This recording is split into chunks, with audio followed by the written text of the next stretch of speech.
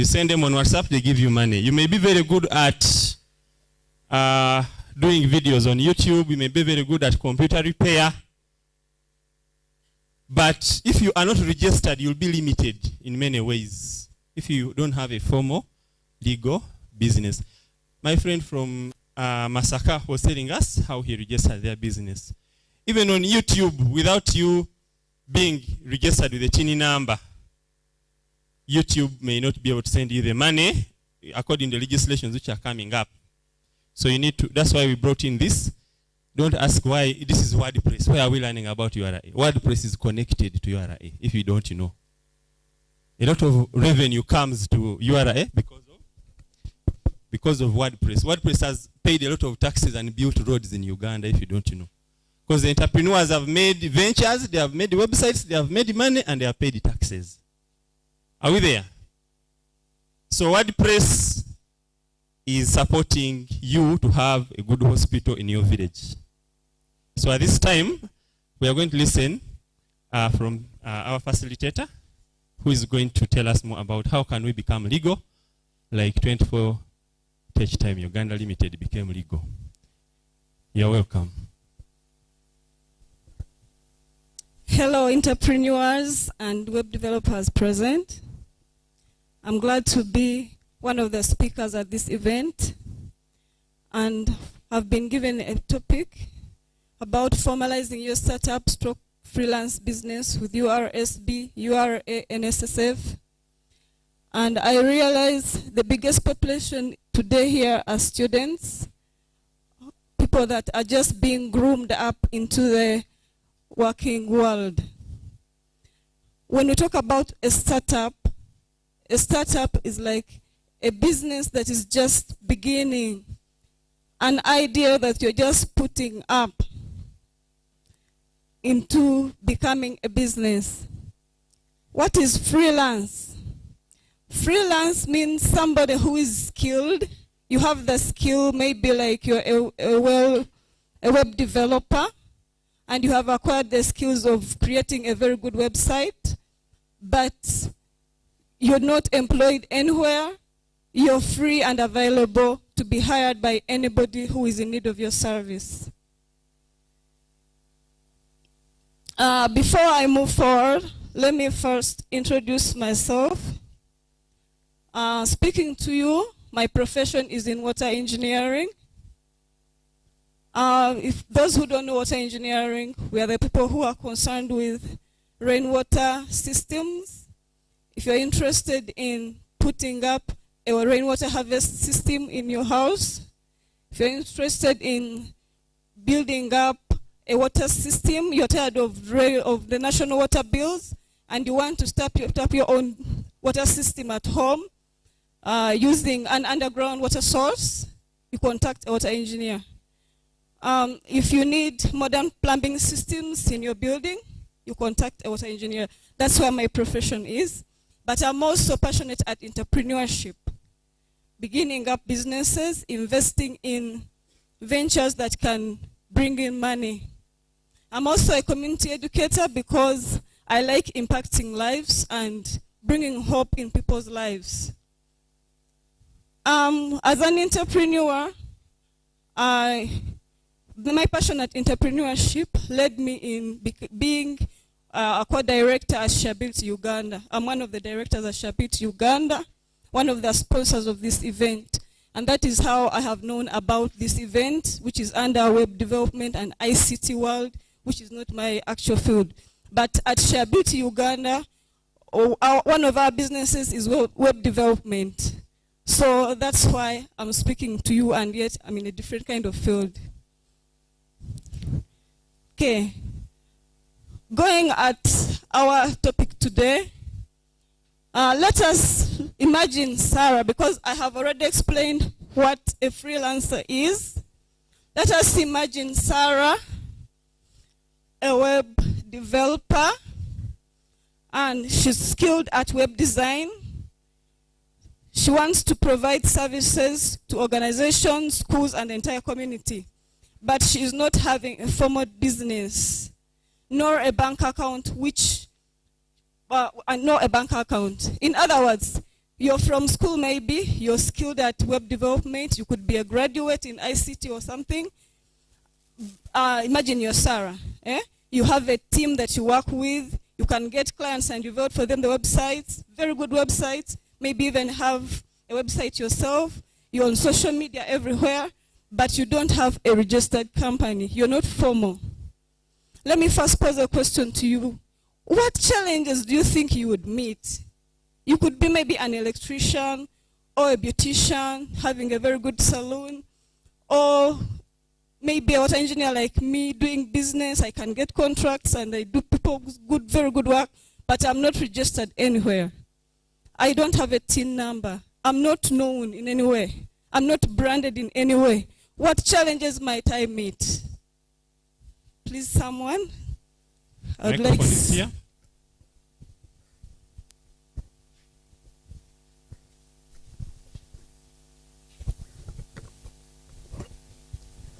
Thank you very much. I think one of the challenges that such a person would face would be if they are trying to get a job or a tender from, say, government, they will struggle.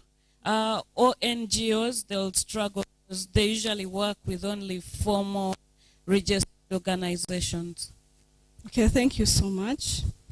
Anyone with some other kind of thought or idea? What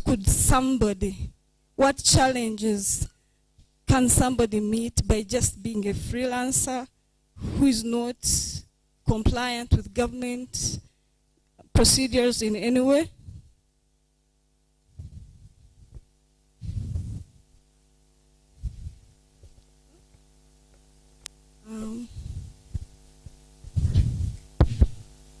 And you, in case you get a problem, you might not be protected by government because your organization is not known anywhere. Okay. Thank you so much.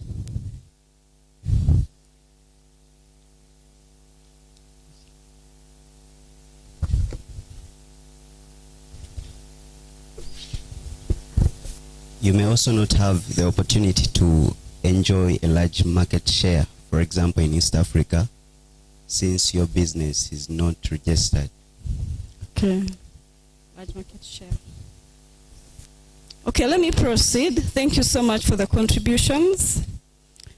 At the end of the day, we shall all understand why it's really important. Let me first explain what is a formal business in the first place.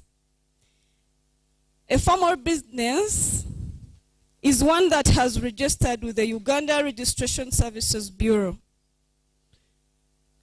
and obtained a business/company name, registered for taxes with URA, and obtained a tax identification number or TIN number, and has secured permission to trade in any desired place through obtaining a trading license. The URSB is the body that has been mandated by government to help entrepreneurs or business owners become legal. That is, to get recognized so that they can perform their different duties or their different businesses in Uganda in a more recognized way.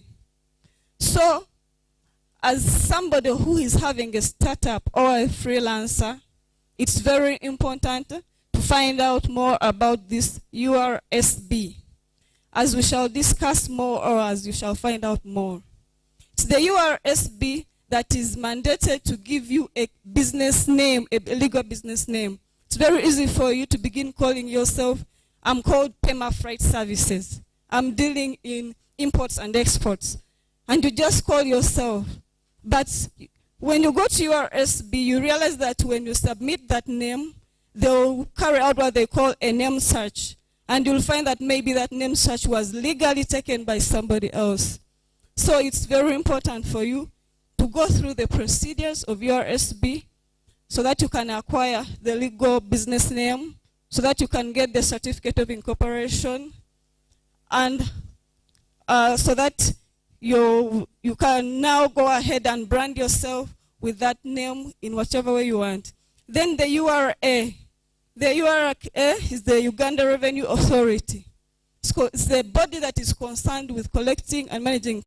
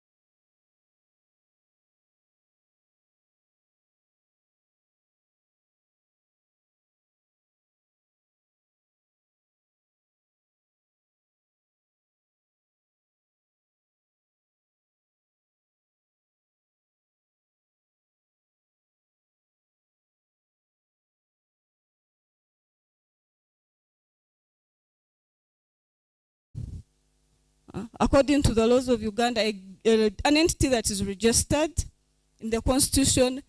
There are laws that govern your protection and recognition.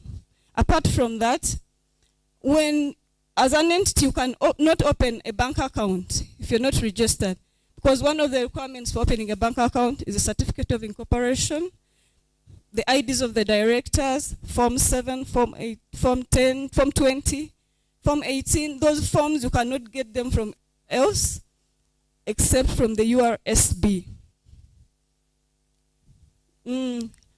Access to government financial interventions. That's what our friend was trying to tell us.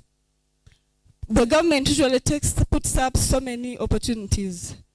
For example, they always put up bidding processes. You cannot take part in a bid if you're not registered and formal. There are some other financial opportunities like the funds for the youth, funds for women empowerment. You cannot access such funds. For example, right now there is funds that have been given to the government of Uganda by the bank of by the bank.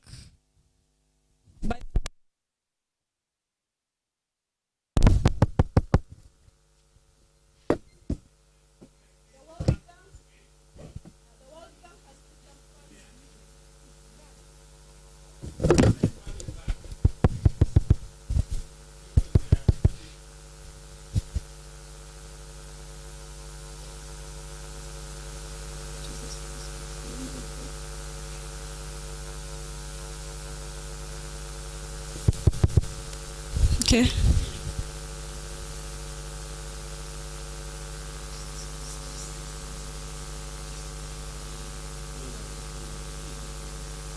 Okay.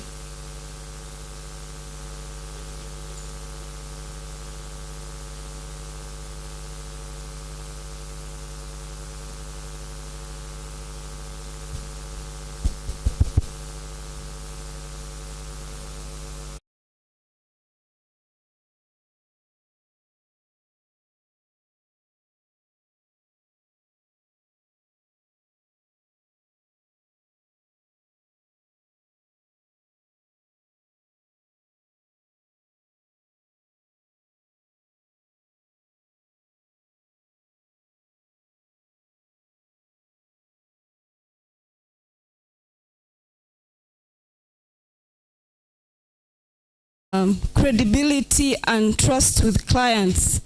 If your organization is credible, our previous speaker was talking about his company, that he registered it and he got a name, and now his clients began trusting him. Take an example of two companies dealing in water. For example, a company like Renzori, which is well branded and well registered, competing with another company which just boils water and packs in just any unbranded bottles, and they all put the two products on the market. Which products would you go with? You would trust Renzori because you know it has gone through the processes and it even has a stamp that shows that it's really credible. So that's very important. Credibility. So if your organization is credible, you'll get more clients, hence your business will grow to heights. Liability lies with the entity and not the owners. In case the business owes maybe any organization or its clients in any way, this business, once it's registered, it's looked at as an individual. Being a director of shareability, I'm not really in trouble if shareability has some owes any kind of monies to any organization or something, because what is spelled out is shareability, not Peace Najodo. No one even knows that Peace Najodo is a director. So by registering your organization, it's like you're setting up yourself apart. And now this organization is looked at as an individual, an independent entity. So that's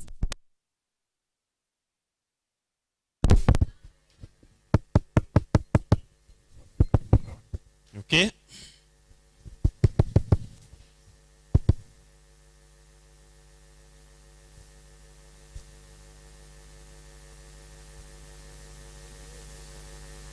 So just continue. okay. Let me just audible. Okay, sorry. Let me hope I'm audible enough. I have also a point saying easy access to tax clearance certificate from URA. A tax clearance certificate is a declaration by URA that your company does not owe any taxes, is a good taxpayer. This certificate can be asked from a company if you want to take part in a bidding process, or you want to take part in you want to get investors and taking part in a competition where you can earn some, where you can attract investors to come and support your business. They can ask you for a tax clearance certificate to show that you're credible and that you can be leaned on or you can be trusted. So it's very important. When your business is credible and formal, you have better access to financial services such as bank loans. Now, when you open a bank account as an entity, it's very high advantageous than remaining as a freelancer whereby your clients pay you for making a website for them and you pass that money through your mobile money or your personal bank account. Somebody can even pay you cash. You just spend it, you pay your colleagues, and that's it. You don't have a bank account and you don't mind about opening a bank account as a bank. Time will come when you'll need a loan, like to boost your business or to invest it in any kind of program. And now when you go to the bank as an individual, the bank cannot trust you as it would trust a bank account of an entity or a registered organization. So if you're a business and you're a startup and you're interested in growing, it's high time you made your business formal. Okay, I'm done with that. I want us to do some kind of group discussion to enable us find out more about the mandate, about these entities, the URA, URSB, and UNNSF entities, and how to register them. Please, please, those ones who can access the internet, try checking elearning.ura.go.ug. Try and make like groups of 3 or 4, because the current teaching is new curriculum, which encourages us to try and find and research. Then after that, discuss. That's the best and better way of learning that is now trending. So let us try and look at URL, find out about NNSF, go to the NNSF website. That is nnsfug.org. For the URSB website, you can go to ursb.go.ug. Please let's do that in just a few minutes, then we shall discuss more.